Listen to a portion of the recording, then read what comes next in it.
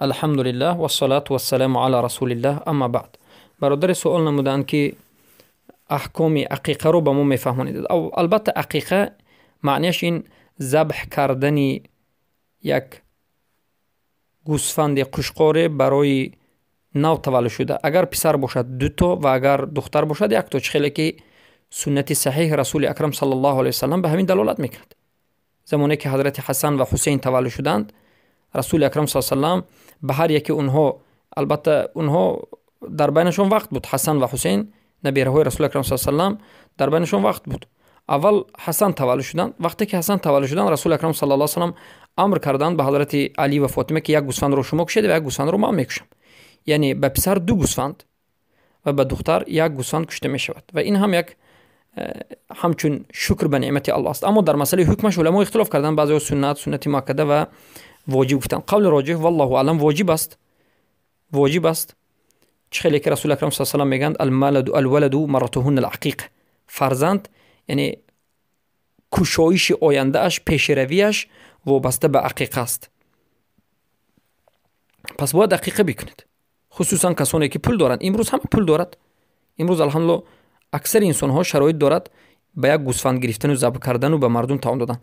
و کدام روزها این عقیقه رو کرده میشد؟ سنتش در هفت روزگی کودک، در هفتم روزش یا که در 14ام روزش دوم، اگر هفتم نشد حتما در 14ام، اگر 14ام نشد در 21م، اگر در 21 نشد در دیگر روزها، کدام روزی که توانید البته بر وقتتر این عمل رو انجام بدید. و این یک شکر الله سبحانه و تعالی است. و گوشت عقیقه رو البته به مردم پخته دادن هم جایز است، تقسیم کردن هم جایز است و به خودتون ذخیره کردن هم جایز است. به خودتون هم کمی ذخیره میکنید، یک قسمش رو به خودتون ذخیره میکنید، خیلی که اومده است ثلثش رو ذخیره میکنید، یک قسمش رو خودت پخته میدید، یک قسمش رو تقسیم میکنید. بارک الله فیکم. و این چنین به کودک نام ماندن در روز تولدش میتونید نام مانید و تو یا که تو 7 روزگیش شما نام کوبید و بعد از 7 روزگی شما میتونید که از سنت است که یک خرمای خشکی رو میگن به زبان روسی فینیک، به زبان عربی تمر میگن، از آب همون، از شیرینی همون کمی به دهان کودک با انگشتتون مالید و در 7 روزگیش موی کودک رو بگیرید. البته بلیز و تراشیدن خوب نیست، به قیچی خوب تازه بگیرید و این مو رو در ترازو گذارید که چند گرم است. وقتی که 2 گرم، 3 گرم، 4 گرم، چند گرمی که برآمد، به همون گرم مقدار شما نقره رو یا نرخ این نقره رو به قمبغل ها، به مسکین ها، به بیچاره بیوه ها صدقه کنید. بارک الله فیکم. پس عموما نام گذاشتن،